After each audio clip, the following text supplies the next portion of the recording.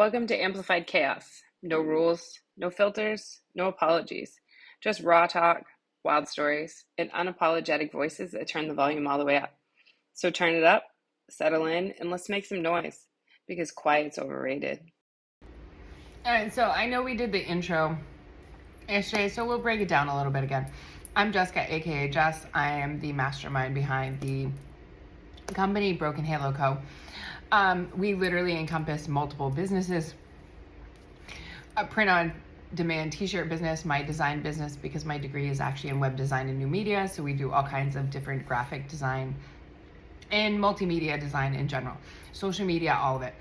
I have turned the story that we're actually going to talk about today into a book on Kindle. It's published. It's called Feral and Fearless, Jay Davis. Go check it out. You'll understand. It'll give you more in depth on the story that we're actually going to dive onto today. It's kind of crazy, honestly. And also Broken Halo is the parent company of obviously this podcast, Amplified Chaos. So Amplified Chaos came about that it's literally going to be raw, unfiltered, real talk. It's going to be a way for situations to be discussed. I have a couple friends that are going to co-host every so often with me, but we're going to, for the most part, we're going to solo. But I'm my best friend, Brittany. I've known her for 21 years. She's going to come on for, a few episodes so we can all talk. I also have my other best friend, Andy. We've been friends for 4 years. Trust me, you're going to laugh. And guy's crazy. Literally, we're like siblings. He's honestly one of the nicest people that I've met. And, life hasn't always been the greatest or the kindest. So needless to say, they're going to guest spot with me. So, it's going to be raw. It's going to be unfiltered. And we're just going to have some fun. So just send DMs, send some messages, comments, whatever. And we'll talk about it, whatever you want to talk about. Because I guarantee you, we've all gone through it. Whatever you're thinking, whatever you want to hear. And, we'll just have a conversation about it. So, needless to say, let's dive into this topic. All right, so I'm going to refer to him as my ex. I literally filed for divorce. I'm waiting for it to be finalized. It hasn't finalized yet, but it will be. So I'm going to refer to him as my ex. Took a job traveling in early 2024. So I literally was a stay-at-home mom with all 3 kids by myself. So for almost an entire year, I was by myself. He was only home 5 days a month. He'd be home every 2 weeks. He'd be home for 2.5 weekend days, right? He would come home Friday, late Thursday night, Friday morning, and then he'd leave in the early mornings on Sundays. So I was literally by myself with the kids. Last July, he started getting a little weird. Called me a gold digger because he paid for my tattoo for my birthday. Yeah. Okay. So we'll get into that a little bit. Then he was fine. October, he started getting a little weird again. November, he got really weird. December, he basically checked out and was treating everybody like shit. So before he left for Christmas break to go back to work, I told him he had to make a decision. What did he want? If he didn't want to be together anymore, then make up his damn mind. No, I want to be together. I want to be together. Literally a week later, he came home because whatever was going on, ended his contract or whatever the hell. So he was going to be working from home because I was like, okay, whatever. That night I couldn't sleep. It was 3:00 in the morning. I got up because I was going to go to the bathroom. And I was like, his phone started blowing up. Really? And I didn't think anything of it because his boss is on the East Coast. We were on the West Coast. So, 3-hour time difference. So she always texts him early in the mornings. So I didn't think anything of it. Well, it kept going off. All right. Sorry, my coffee's leaking. Ugh, unacceptable. So yeah, it kept going off. And I was like, what the hell? It literally went off 10 times. So finally, when I did get out of bed, I motivated myself to go. I walked over. I didn't even touch his phone. I literally walked over and leaned over it. And I saw the logo for WhatsApp. So I knew what he was doing. So I literally went over and was pushing him. Your girlfriend's texting you. I don't have a girlfriend. Well, you might want to tell the chick that's sending you messages. Obviously, I didn't know she was a chick. I just saw a phone number and WhatsApp's logo. So, complete guess, which obviously, WhatsApp at 3 o'clock in the morning. Please, you do the math, please. And he's like, I don't have a girlfriend. I was like, well, whatever, whoever she is, she's blowing up your phone. So I'm going to go do what I got to do, and then I'm going out on the couch. Well, of course, the fucker followed me to the couch. Started arguing with me. Woke the kids up. So we were arguing back and forth. Finally, he brought the kids to school. He came back home and was talking to me. We were just talking and whatever else, playing it up like they were just friends. And I'm like thinking to myself, dude, the minute your phone started blowing up with WhatsApp, I checked out of this relationship. Like I got my parking tickets already marked, and I'm literally just waiting for them to take it so they can open the the arm to let me out of the garage. And I'm like, okay, yeah, sure, whatever. And I'm thinking to myself, I'm calculating in my head, all right, well, what do I need to do because I'm out? So I'm telling him, yeah, we'll work things out. Things will be fine. No big deal, right? Nah. That's not what was going through my head at all. So he went, got the kids. While he was gone, a mutual friend of ours actually sent me screenshots of conversations he had with this friend. The friend goes, I got tired of having to pretend to be on his side. He's like, but once he started telling me that he was cheating on you, I just started gathering evidence. And I was like, well, I appreciate it. Like, I understand it. He's like, I just don't think it's fair what he's doing to you and the kids. And I'm like, no, I understand that and whatever. So I confronted him when he got home. And he goes, yeah, he's like, so he started flipping his shit at me. And I was like, okay, whatever, you do you. So literally we were just fighting and arguing, and he kept coming up. He's a total narcissist, okay? Everything was my fault. He was cheating because I've got multiple variations of why he cheated. He was bored in his hotel room. I didn't want to talk to him because he kept calling and would sit on the phone for like hours without talking, just sitting there watching TV. And I'm like, I'm not going to waste my time literally sitting here while you're not even talking. Like, I get it. You want to see your kids, but call the Alexa. Don't call my phone. Like, don't sit there. I literally, I'm okay, whatever.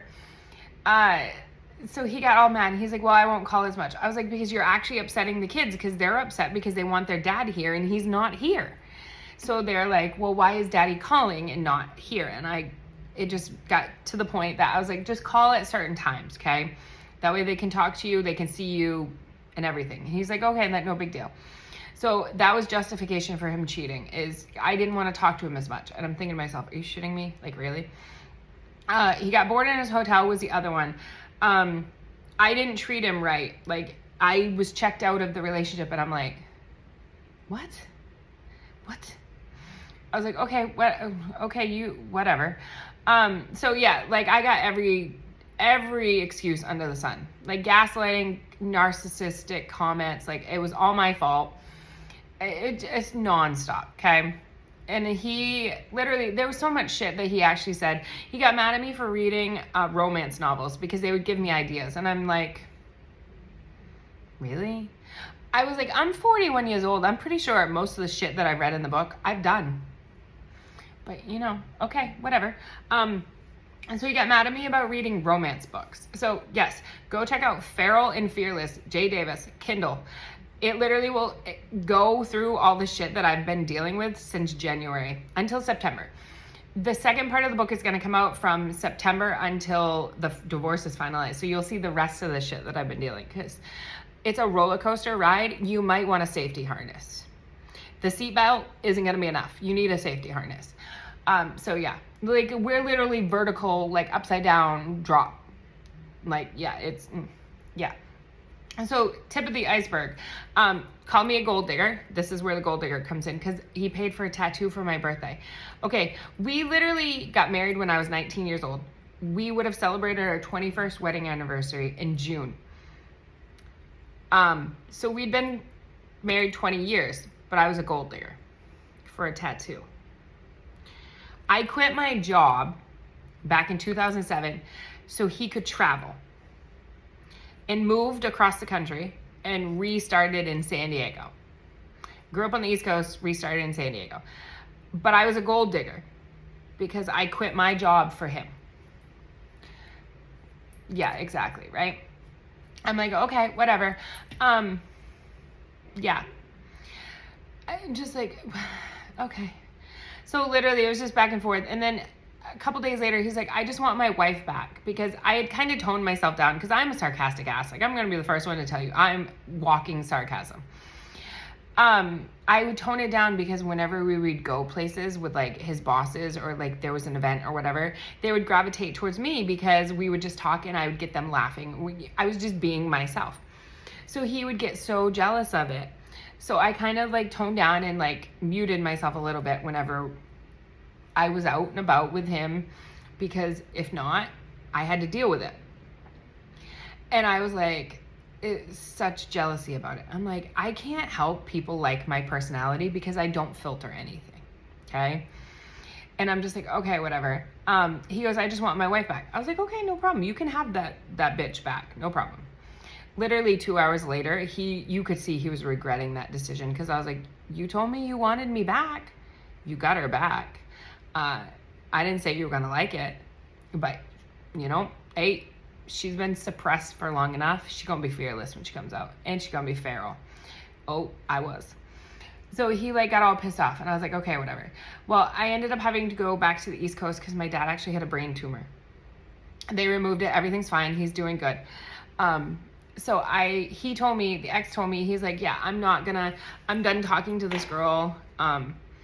I'm not talking to her again. It's not a big deal. We're going to work on the marriage. And I'm thinking to myself, well, we're going to work on the marriage until I walk out the door, because I'm literally leaving. I just got to plan this out, because, and I was like, okay, yeah, that's fine. So I went back east to see my dad. He was treating, every time I'd call, the ex would be like an asshole. And I was like, what the fuck? Like, what the fuck's going on, right? I could see it in the kids' faces. Sorry, my coffee is like spilling. It's like leaking down the side. And I'm like, huh? I could see it on their faces. They were like upset. And like, they were like super guarded. I'm like, what the hell's going on? Like, and then he's like screaming and yelling at them, telling them to stop being babies. And I'm thinking to myself, these are your kids and you're treating them like garbage. What the fuck?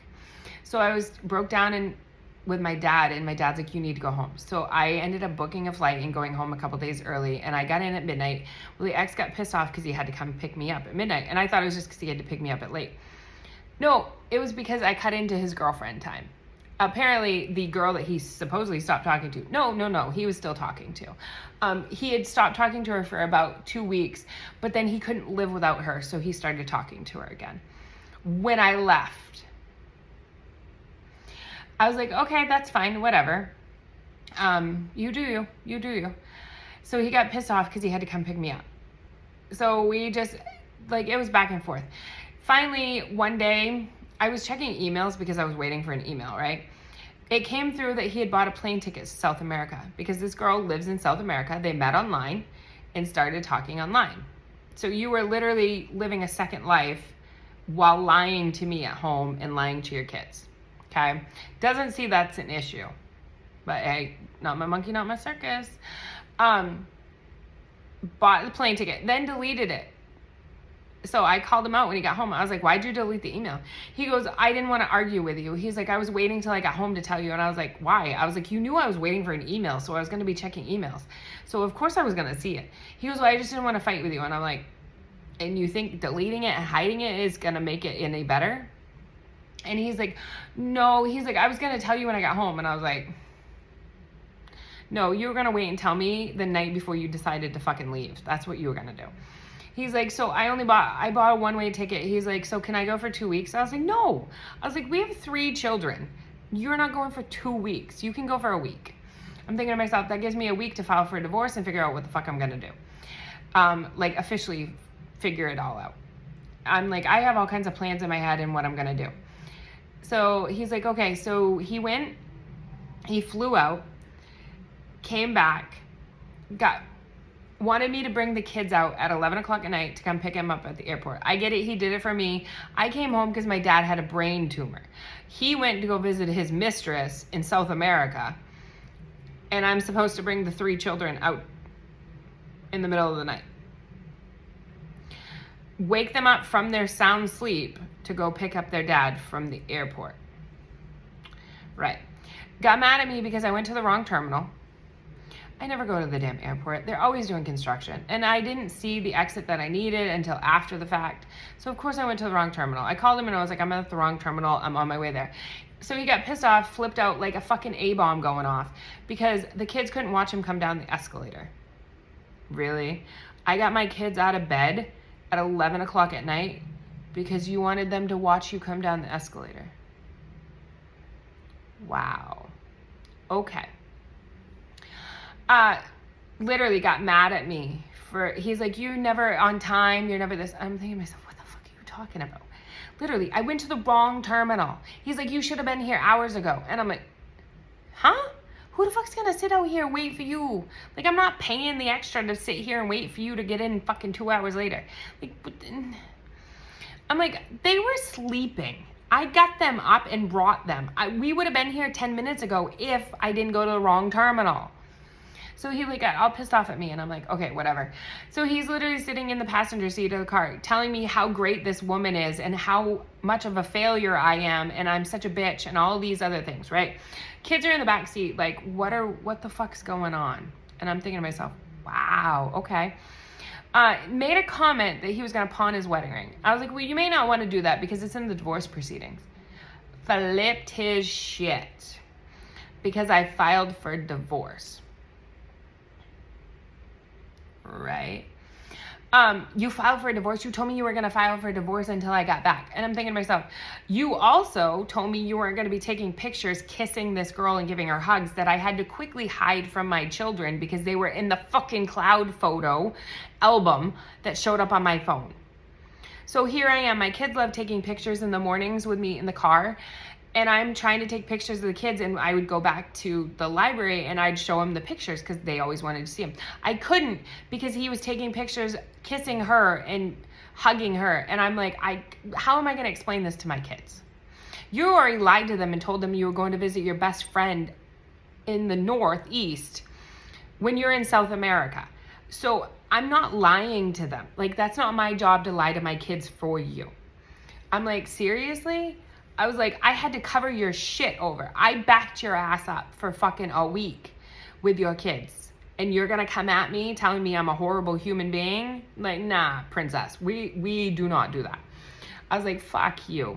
So, of course I filed for divorce. I'm like, I'm nobody's second choice. I'm going to tell you right now. I've even taught my 5-year-old daughter this. You are never anyone's second choice. And if they're going to make you their second choice, kick rocks. You channel your inner Aerosmith and you walk this way, you run Forrest, you do whatever you got to do to get your ass out of that situation as fast as you need to.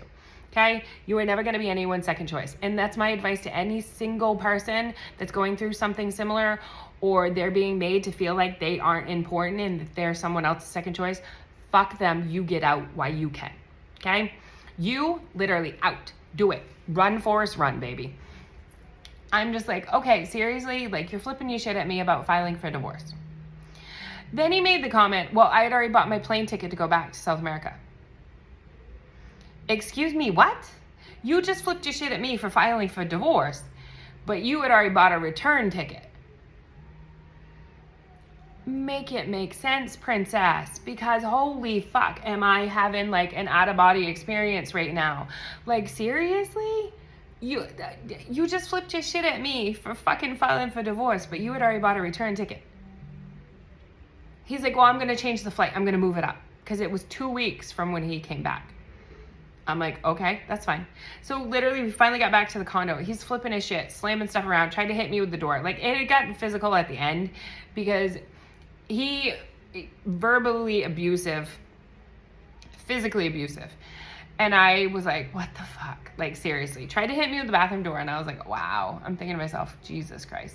So the next morning, he goes, I'm going to go sleep on the couch. And I'm like, no shit, Sherlock. You're not sleeping in my bed. I was like, you can walk this way right out to the couch. Okay? You channel your inner Aerosmith and you walk this way. And he's like, I can't sleep in the same room. And I was like, I didn't plan on sleeping in the same room with you, which made him even more mad. And I really did not care at that moment. I honestly was ready to haul off and knock him in the head. And if he got knocked out, that was his problem. He could pick his own ass up off the floor. Like, seriously. Like, I'm not a violent person, but holy was testing my patience, okay? And I'm like, okay, that's fine. Go out on the couch. You call your girlfriend. He goes, I'm going to. She calms me down. And I was like, congratulations. Do you want a medal or you want a cookie? I'm like, okay, that's fine. So and gets up the next morning. He's still pissed off, like flipping his shit at me. And I'm like, he's still hitting the walls and flipping out. And I'm like, what in the fuck is wrong with you? He goes, well, I changed my flight. I'm leaving in a week. I was like, okay, do you need my help packing? So he got all pissed off and he started packing. His first thing he packed, his PlayStation 5. Because you know that screams, I need to bring, okay? He's like, well, I'm going to mail it. No, it's too expensive to mail. So he literally packaged it with his clothes in his suitcase and brought it on the flight. Yeah, that was important, that PlayStation 5, guys. That PlayStation 5 was life or death right there. I'm thinking to myself, holy fuck, are we shitting me? Literally was trying to get his baby photo album and all kinds of other shit, like bringing his important documents. And I'm like, wow, you really have checked out of the, you clearly were in the mental hospital. You should go back. Yeah, so then tried to be my buddy for like a whole week, right? Tried to be buddy with me. And I'm just sitting there and I'm just giving short answers. I'm like, I don't have the patience for you and your drama. And I really don't care. Not my monkey, not my circus. Ran through my head so many fucking times. You have no idea. It still does. And I'm thinking to myself, wow, okay. Needless to say, he couldn't leave soon enough. So the night before he left, I heard him telling the kids, Daddy's leaving tomorrow and doesn't know when he'll see you again. Excuse me, what? So you're leaving and you have no plans to come back to the States. So you're going to abandon your kids. Okay, yeah. But I'm the problem. I'm the problem, right? Yeah, I know, right? I'm like, okay, all right, whatever. And he goes, can you lock the door when I leave? I was like, yeah, no problem. So I went out. He got all his shit. The next morning, it was like 2:30, 3 o'clock in the morning. So he walked out onto the stoop, and I was talking out through the metal door. I was like, you got all your shit?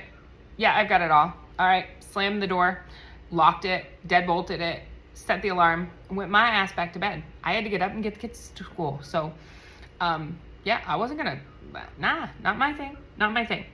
So literally, like, that was in March, okay? And I'm thinking to myself, wow, okay. And I didn't think it could get any worse. Seriously, read that book. You'll understand what I'm saying. Like, the audacity of this person blows my mind, okay? I don't even know where to begin. I really don't. I'm just thinking to myself, wow. So he was going around telling everybody the kids are his world. And I'm like, no, you're just a sperm donor. Because honestly, the shit you're pulling, he will literally FaceTime the kids. For a while, he was FaceTiming them once a week for like 5 minutes. I recorded, sometimes he'd call for 3 minutes. If they didn't pay enough attention to him, he'd hang up. But they're your world. Make it make sense, okay? Now, all of a sudden, he's decided he's going to start FaceTiming them 5 minutes, Monday, Wednesday, Friday. This is his new thing. If they don't pay attention to him, he's going to try and parent them. And I'm thinking to myself, they're not going to listen to shit you have to say. You abandoned them for this random chick that you met online. And you want them to bend over backwards and listen to what you have to say. Yeah, never going to fucking happen. Okay? I'm like, all right, whatever. And because he skipped the country, California, obviously, he needed to be served the divorce papers. Well, he skipped the country before he could be served the divorce papers. So that meant I had to go through a bunch of legal loopholes in order to be delivered by post. Had to sit in the courthouse for a month almost. Now it can finally process through without him being served.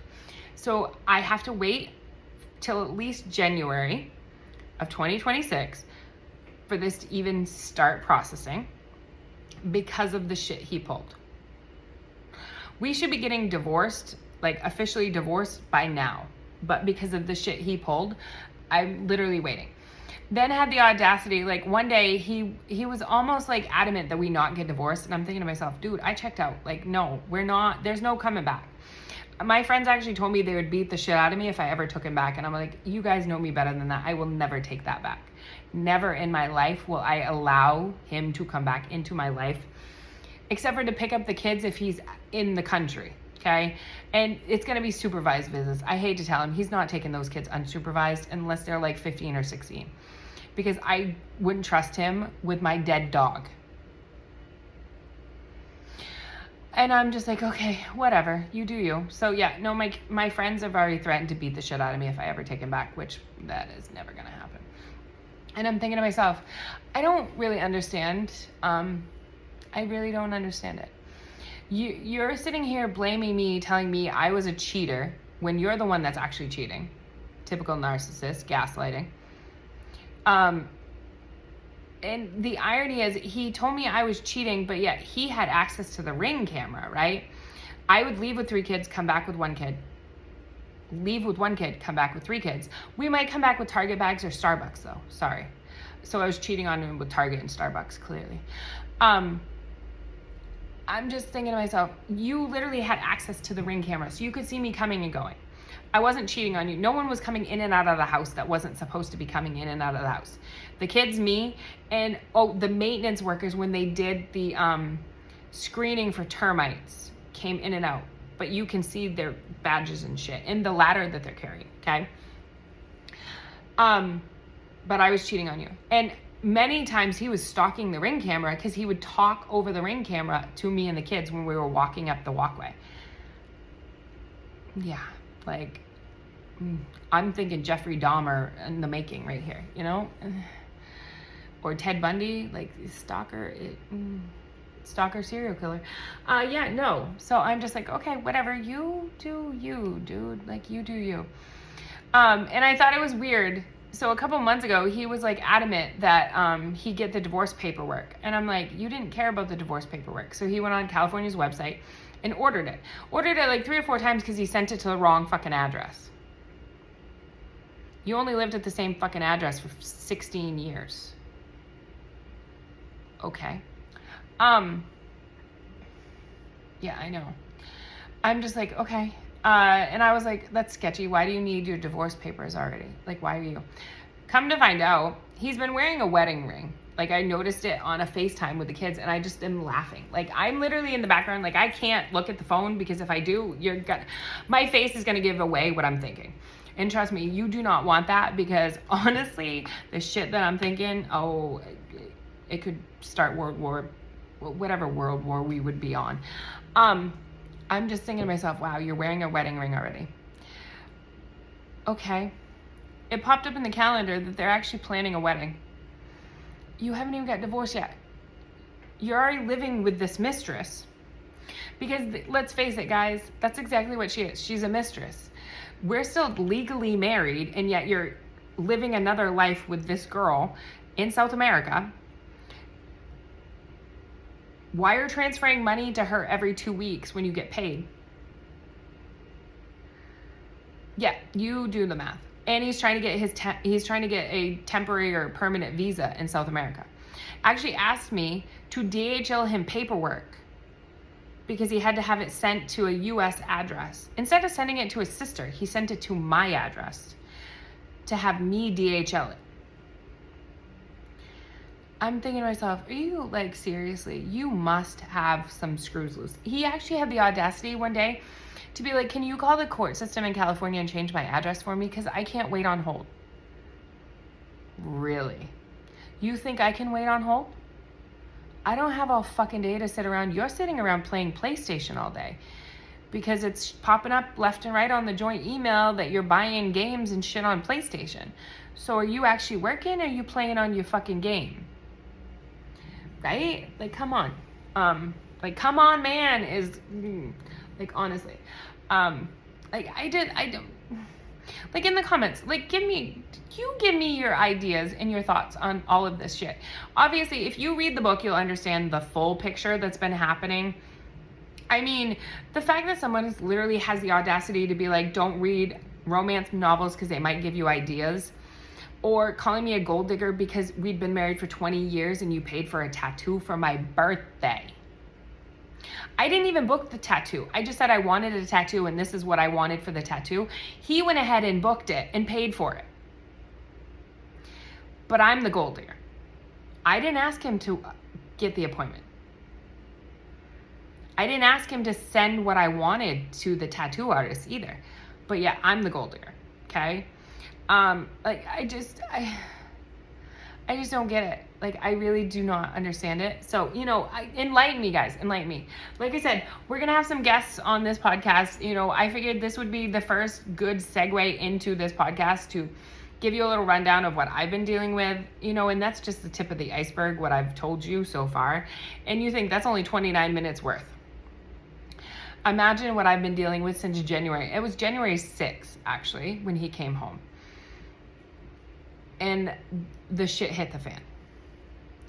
So you do the math, okay? And like I said, he left in March, the middle of March, and has been gone since in another country. Like, he extended his visa twice, the second time or whatever. And I'm just like, okay, that's fine, whatever. But don't text me or call me and ask me to do favors for you.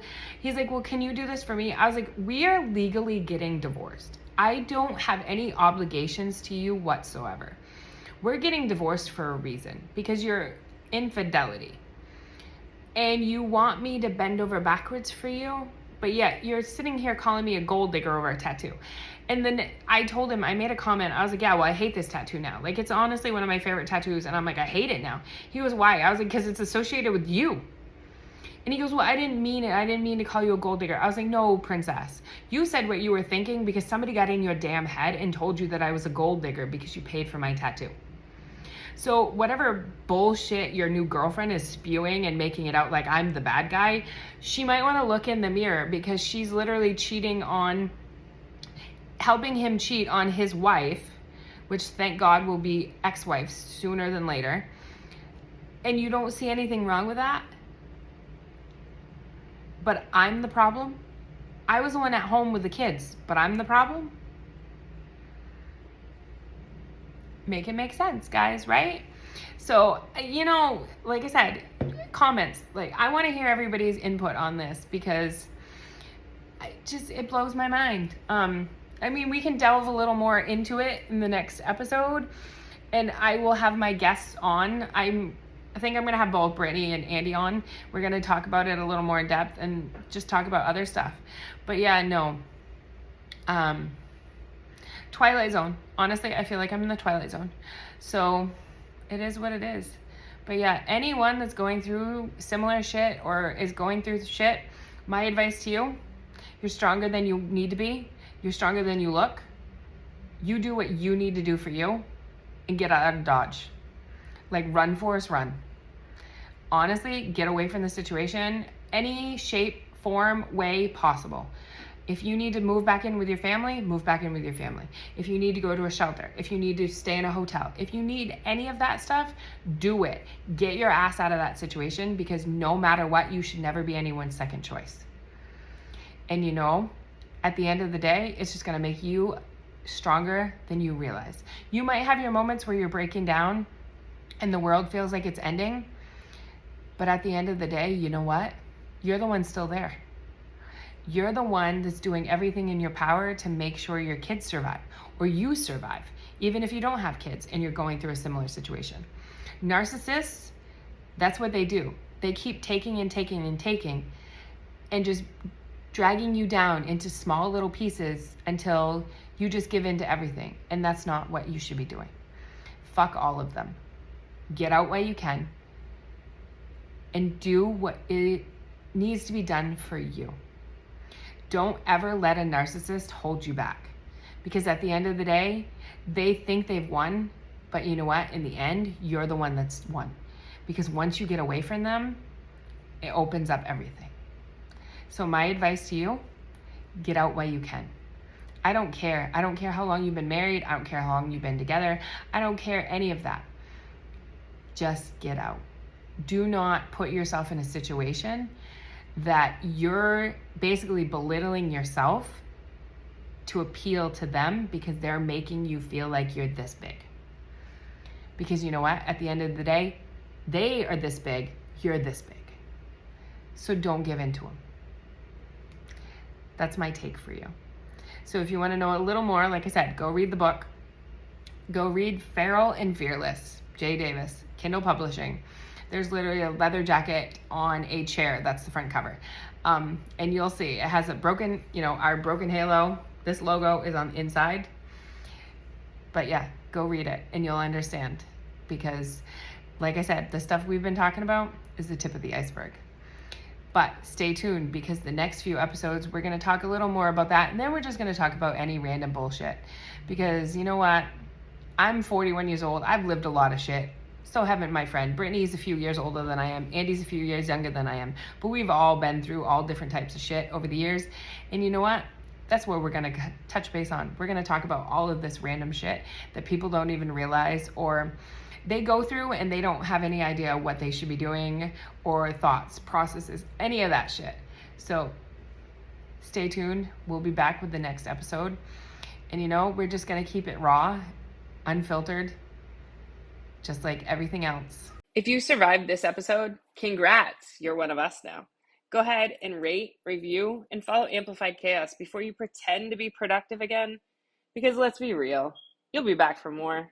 Stay loud, stay bold, stay unapologetic.